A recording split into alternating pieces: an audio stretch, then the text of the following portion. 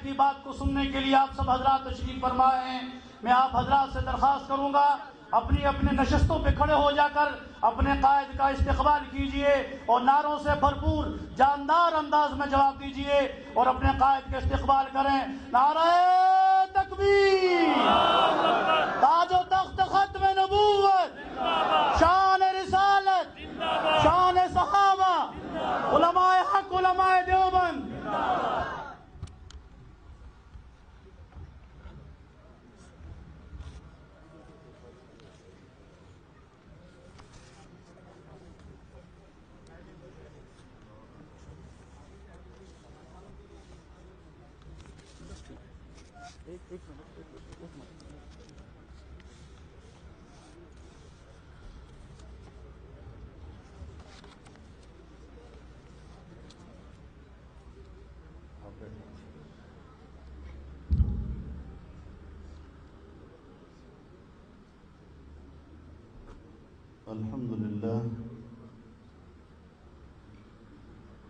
الحمد لله وكفى وسلام على عباده الذين اصطفى لا سيما على سيد الرسل وخاتم الأنبياء وعلى آله وصحبه ومن بهديه مهتدى. أما بعد فأعوذ بالله من الشيطان الرجيم. بسم الله الرحمن الرحيم. يا أيها الذين آمنوا إن تطيعوا الذين كفروا يردوكم على أعقابكم فتنقلبوا خاسرين بل الله مولاكم وهو خير الناصرين. صدق الله العظيم.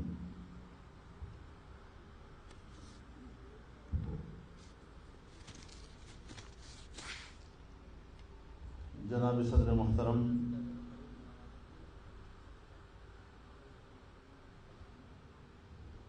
آزاد جموں کشمیر کی جمعیت علماء اسلام کے تمام ذمہ دار ساتھیوں، میرے بزرگوں، بھائیوں،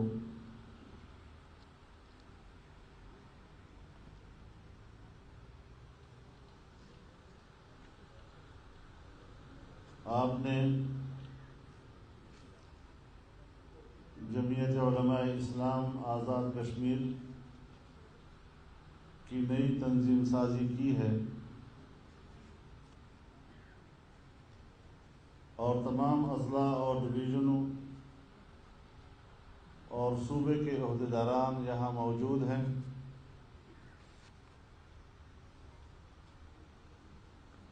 میں آپ تمام حضرات کو مبارکباد پیش کرتا ہوں.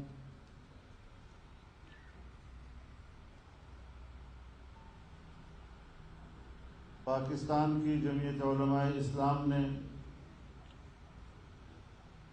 کشمیر میں ہمیشہ یہاں کی جمعیت کو اپنا نمائندہ سمجھا ہے اور آج بھی مجھے یہی امید ہے کہ انشاءاللہ جس طرح ہمارا ماضی ایک ہے اس طرح ہمارا مستقبل بھی ایک ہے.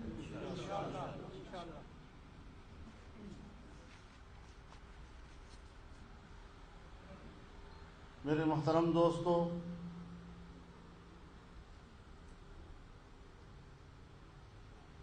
حضرت مولانا سعید یوسف صاحب نے اپنی گفتگو میں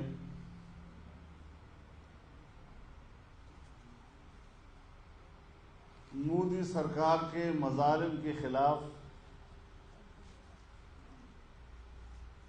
پاکستان کے عمران خان سے شکوہ کیا کہ انہوں نے کوئی سفارتکاری کا فرض سر انجام نہیں دیا ہے. انہیں معلوم ہونا چاہیے کہ دنیا میں کچھ لوگ ایک کیٹیگری کے ہوتے ہیں. عالمی سطح پر ٹرمپ ہمارا عمران خان اور انڈیا کا مودی یہ ایک ہی کیٹیگری کے لوگ ہیں. یہ توقع رکھنا کہ وہ ان کا محاسبہ کریں گے. یہ تاریخ کے وہ مجرم ہیں کہ جنہوں نے کشمیر کو انڈیا کے حوالے کیا اور یہ کشمیر فروش اب مگرمچھ کے آنسو بھی بہا رہے ہیں.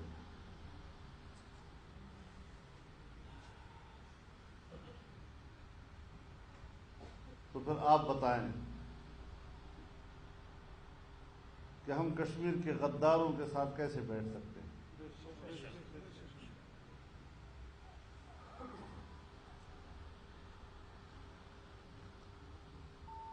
کشمیر پر ہمارا موقف ہمیشہ بڑا واضح رہا ہے.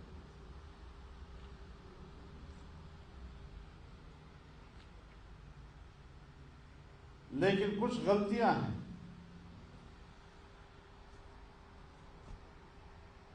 جو ریاستی سطح پر ہم سے ہوئی.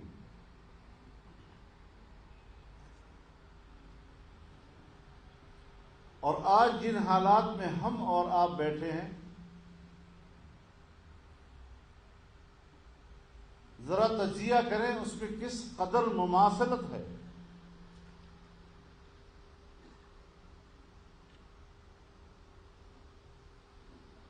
ہمارے ہاں فاٹا کو دستوری لحاظ سے ایک خصوصی حیثیت حاصل تھی، اس کا اپنا ایک اسپیشل اسٹیٹس تھا. انڈیا میں کشمیر کو ایک خصوصی حیثیت حاصل تھی اور ہندوستان کے آئین نے اس کو یہ خصوصی حیثیت اور اسپیشل اسٹیٹس دیا تھا.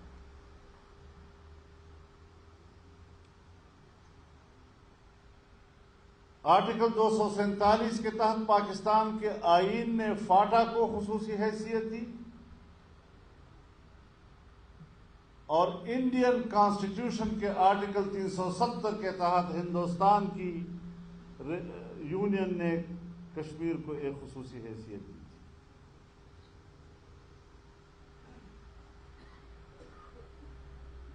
ہمارے ہاں فاٹا میں آئین کی عملداری نہیں تھی.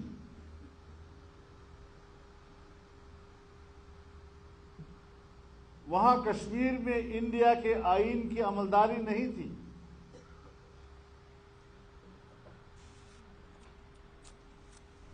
یہاں پاکستان کے چیف ایگزیکٹو کے اختیارات فاٹا میں نہیں تھے.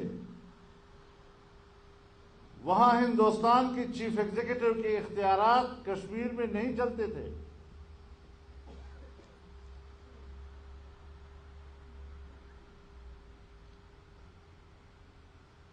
یہاں پر صدر مملکت گورنر خیبر پختونخوا کی وساطت سے فاٹا کے نظام کو چلاتا تھا اور وہاں پر ہندوستان کا صدر جمہوریہ کشمیر کی وزیر اعلیٰ کی وساطت سے نظام کو چلاتا تھا.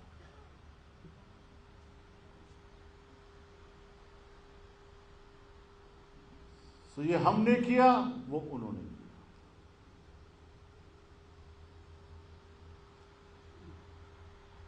اور دونوں کو سرپرستی امریکہ کی حاصل تھی. یہ بین الاقوامی 9/11 کے بعد بین الاقوامی قوتوں کے دنیا میں جغرافیائی تبدیلیوں کا نقطۂ آغاز ہے.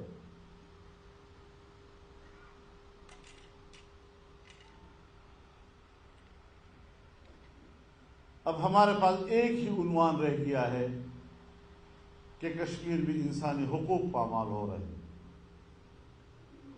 ہمیں اس پر بات کرنی چاہیے. انسانی حقوق کا مسئلہ ہر جگہ ہے، وہاں پر ہے تو ہمارے ہاں بھی. فرق صرف اتنا ہے کہ ہم وہاں پر ریاست کو دہشت گرد کہتے ہیں اور یہاں پاکستان میں قبائلیوں کو دہشت گرد کہتے ہیں۔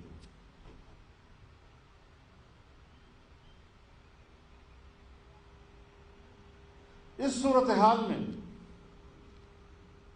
انصاف کہاں تلاش کیا جائے، اپنا رونا کہاں رویا جائے، کس کے سامنے فریاد رکھی جائے،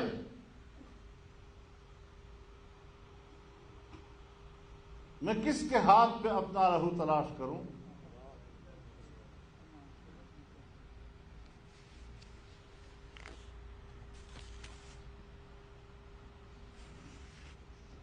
وہ کشمیری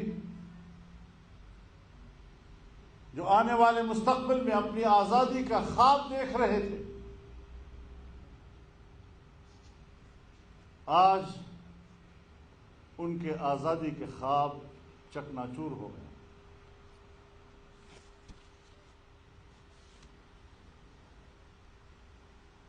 اور ہم اس جرم میں شریک ہیں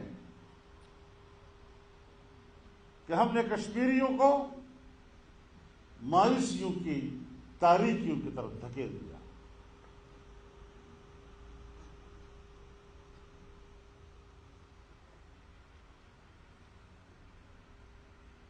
تو ایسی صورتحال میں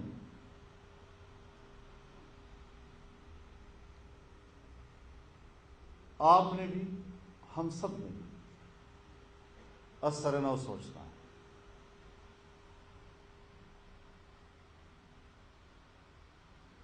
آج ہم ایک نیا موضوع اٹھا رہے ہیں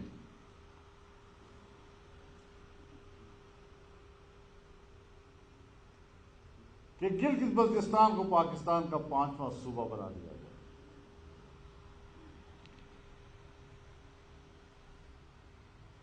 بظاہر تو بڑی خوبصورت بات ہے، پاکستان کو ایک اور صوبہ مل جائے گا،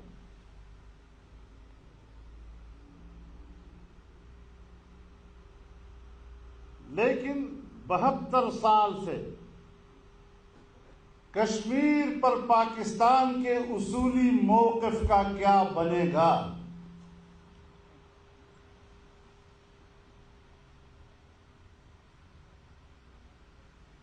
لداخ ہو، جموں ہو، وادی کشمیر ہو، گلگت ہو، بلتستان ہو،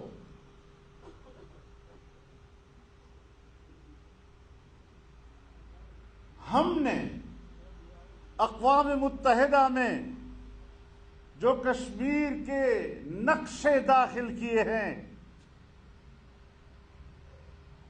آپ اپنے ہی داخل کیے ہوئے ان نقشوں کا کیا کریں گے جس میں گلگت بلتستان کو آل جموں و کشمیر کا حصہ قرار دیا گیا ہے؟ اور یہاں آپ کے آزاد کشمیر کے ہائی کورٹ نے فیصلہ کیا تھا کہ گلگت بلتستان آزاد جموں و کشمیر کا حصہ ہے، جس کے خلاف اپیل ہوئی آپ ہی کی سپریم کورٹ میں، اور سپریم کورٹ نے کہا نہیں، یہ آل جموں و کشمیر کا حصہ ہے۔ اس سارے پس منظر کو سامنے رکھتے ہوئے اگر ہم اس طرح کی کوئی قدم اٹھانے کو جا رہے ہیں تو پھر ہندوستان اور پاکستان کے موقف میں فرق کیا ہوگا؟ یہ تو ہندوستان کہتا ہے کہ کشمیر ہمارا اٹوٹ انگ ہے، ہمارا انٹیگرل پارٹ ہے۔ پاکستان کہتا ہے کہ نہیں، یہ متنازع علاقہ ہے، ڈسپیوٹڈ ٹیریٹری ہے، اور اس کا فیصلہ کشمیریوں نے کرنا ہے۔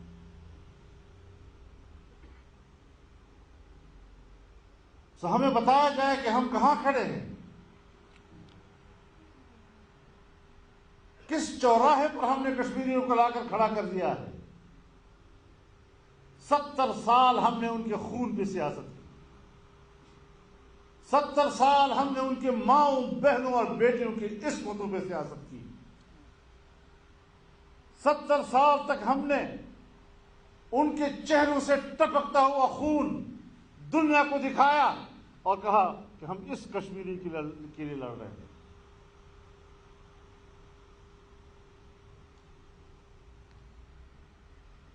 اب ان حالات میں حقائق بیان کرنا بھی جرم ہے.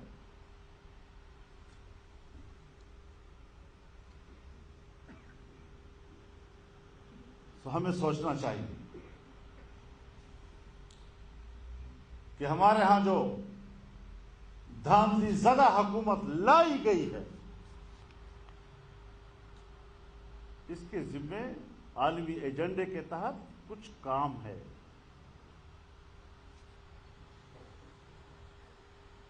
وہی اسے پورا کرنا ہے.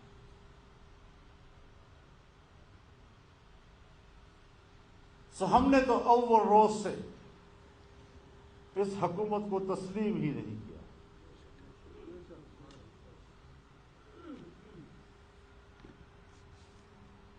یہ دھاندلی کی پیداوار حکومت،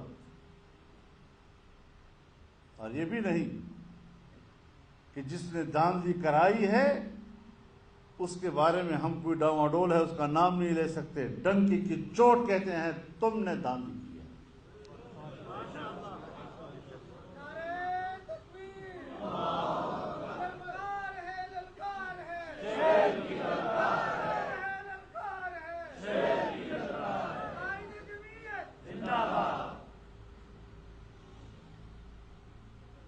ہم واضح طور پر اپنا موقف رکھتے ہیں.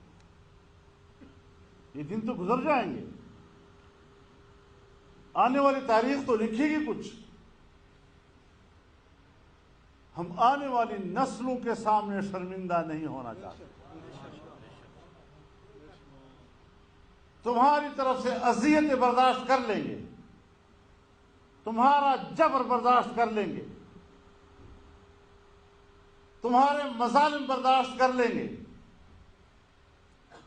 لیکن آنے والی تاریخ کے لیے سرخرو ہوں گے انشاءاللہ.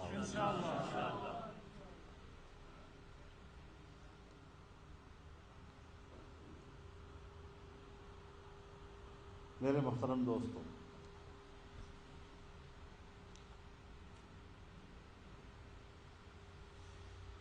تو جنگ ہے، تو پھر جنگ ہے.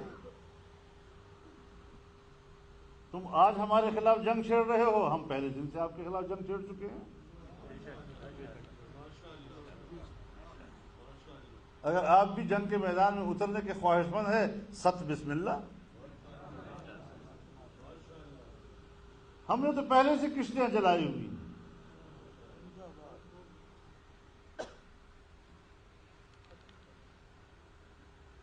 علماء کرام آپ کو بتانا چاہتا ہوں، قیامت کے روز جب اٹھو، کم از کم اپنے اکابرین کے سامنے شرمندہ ہو کر نہ اٹھا کرو.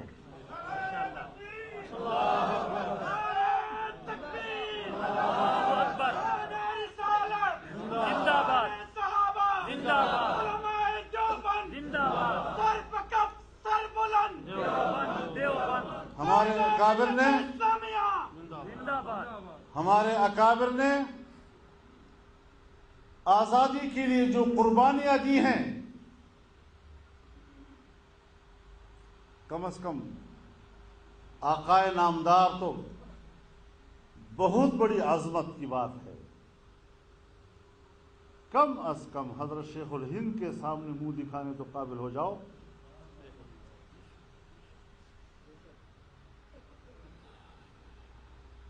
اس لیے خوف کو قریب نہیں لانا.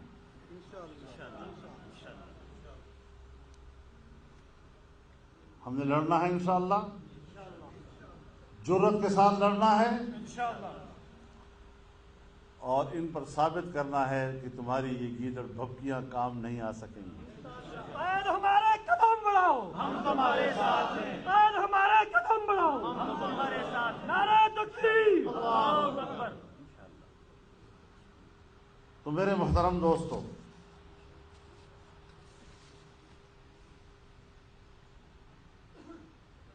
آج آپ دیکھ رہے ہیں ہمارے پاکستان میں گڈ گورننس کا تو نام و نشان بھی نہیں رہا. افراتفری کا عالم ہے. کوئی نظم و ضبط نہیں، اور ان قوتوں کا کنٹرول ہے کہ جن کی کوئی آئینی اور قانونی ذمہ داری کنٹرول کرنے کی نہیں ہے۔ مجھ سے تب پوچھا جائے کہ میں قانون کو ہاتھ میں لے رہا ہوں اگر میرے ریاستی ادارے قانون کو ہاتھ میں نہ لے رہے ہوں۔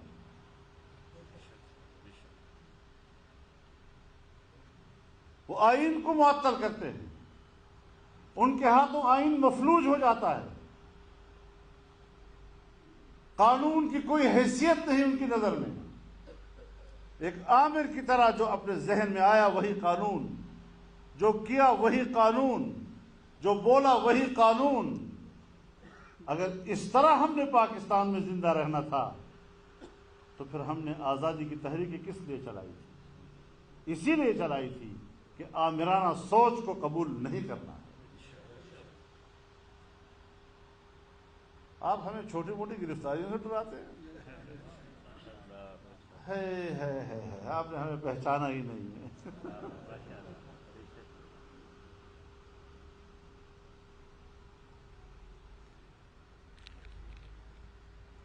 ہمیں نہ آزمایا کرو، ہم بڑے مہنگے پڑتے ہیں۔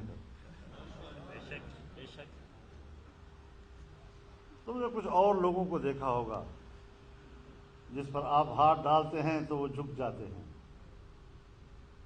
یہاں ہاتھ ڈالو گے تو اکڑ جائیں گے۔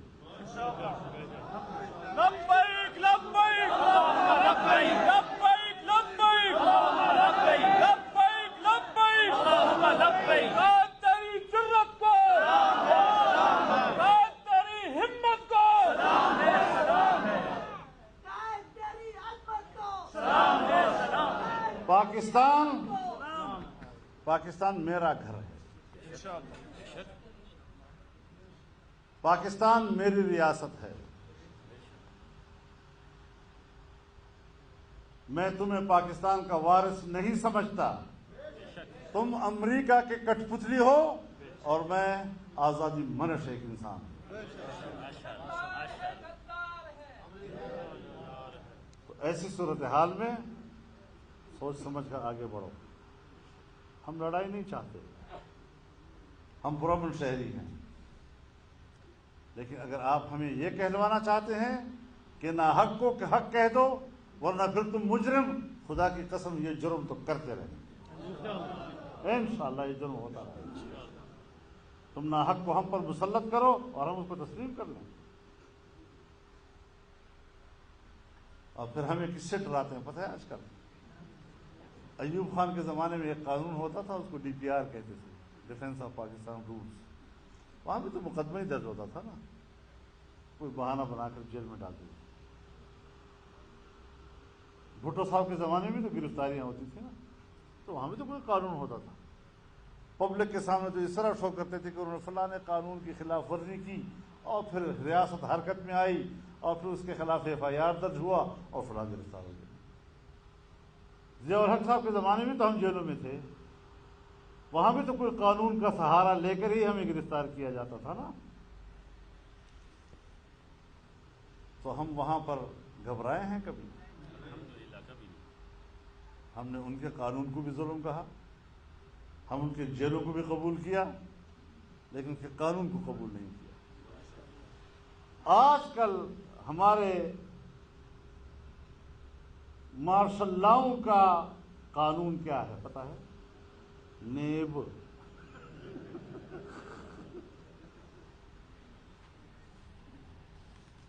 تو جس طرح ہم نے اس زمانے میں جبر کے قانون کو تسلیم نہیں کیا، ہم نے آج بھی تمہارے نیب کو تسلیم نہیں کیا۔ اور یہ کوئی پہلی سیریز نہیں ہے۔ یہ جو سفیدریش بیٹھے ہوئے ہیں، ان کو یاد ہوگا 1994-95 میں میرے خلاف ایک سیریز نہیں چلی تھی؟ کہاں گئے وہ جائیدادیں میری؟ میں اگر مطالبہ کروں کہ وہ جائیدادیں تو مجھے دے دو جو اپنے اس زمانے میں میرے پیچھے لکھی تھی، اور آج بھی میں چھوڑوں گا نہیں۔ ان کو توڑ تک پہنچاؤں گا، گھر تک پہنچاؤں گا. للکار ہے، للکار ہے، نعرہ تکبیر، سر بکف سر بلند. میں میڈیا چینل کو بھی کہنا چاہتا ہوں، میڈیا پرسنز کو بھی کہنا چاہتا ہوں، اینکرز کو بھی کہنا چاہتا ہوں کہ اس گدلے پانی میں ہاتھ نہ ڈالو، اپنا منہ گندا کرو. تمہیں کسی سے واسطہ نہیں پڑا تھا. تمہارا کام، ریاست کا کام یہ ہے کہ وہ شہریوں کی کردار کشی کرے. تو پھر ہم سے توقع مت رکھے کہ وہ میری کردار کشی کریں گے اور میں اس کا احترام کروں گا. اب پھر کیا کریں گے؟ وہ پھر اسمبلی سے قانون پاس کریں گے، ہماری بے احترامی کرنا، اس کا اتنی سزا ہوگی اور اتنی سزا ہوگی. تم قابل احترام ہوتے اس کردار سے تو تم قانون سازی کراتے. جب پہلے لوگ آپ کے احترام کرتے تھے اس وقت قانون موجود تھا. سیاستدانوں کو پکڑا جا رہا ہے، جیلوں میں ٹھوسا جا رہا ہے نیب کے وساطت سے. یہ شکر ہے کہ ہم نے اول دن سے مانا ہی نہیں. جب آئین پر نظر ثانی ہو رہی تھی میں چیخ رہا تھا اس کمیٹی میں کہ اس نیب کو ختم کرو، یہ مشرف کا ادارہ ہے، یہ ایک ڈکٹیٹر کا ادارہ ہے. ہماری نہیں مانی گئی. اب بیچارہ شہباز شریف صاحب بھی جیل میں ہے، اس کا بیٹا بھی جیل میں ہے، اس کا بھائی بھی باہر ہے، پیپلز پارٹی والوں کا بھی یہی حال ہے. تو اس قسم کی چیزوں پر ہم ان گرفتاریوں کو بھی ایک سیاسی ہتھ کنڈا اور حربہ سمجھتے ہیں. اگر شرعی عدالت قائم ہوتی ہے تو پھر تو فوراً سوال اٹھتا ہے متوازی عدالتیں ملک میں قائم ہو گئی. لیکن جب نیب کا ادارہ بنے گا تو وہ متوازی عدالت نہیں ہے جس کو تم نے صرف سیاستدانوں کی کردار کشی اور حزبی اختلاف کو دبانے کے لیے بنایا ہے، جس کا کام ہی یہی ہے. تو پھر اس سے ہم تو نہیں ڈریں گے انشاءاللہ. ہم تو ایک ایک کا حساب لیں گے اب انشاءاللہ. اس طرح نہیں ہے کہ ہم اس طرح ملک میں غلام بن کر رہ رہے ہیں. ہم نے جس گھاٹ سے پانی پیا ہے وہ غلامی کو قبول نہیں کر سکتے. میں ریاست میں ایک آزاد شہری کی حیثیت سے اور محترم کی حیثیت سے زندہ رہنا چاہتا ہوں، اور بخدا بڑے بڑے عہدوں پر فائز لوگ، بڑے بڑے رینکوں والوں سے بھی اپنے آپ کو محترم سمجھتا ہوں.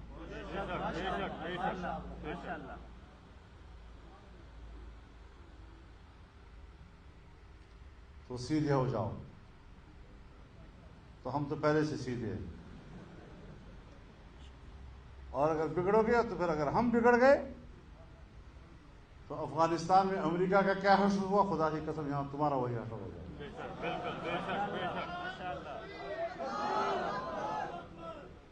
انہوں نے تو بندوق سے جنگ لڑی نا، تو ہم تو بندوق سے بھی جنگ نہیں لڑیں گے. ہم تو ایسے ہی تمہیں میدان میں گھسیٹتے چلے جائیں گے.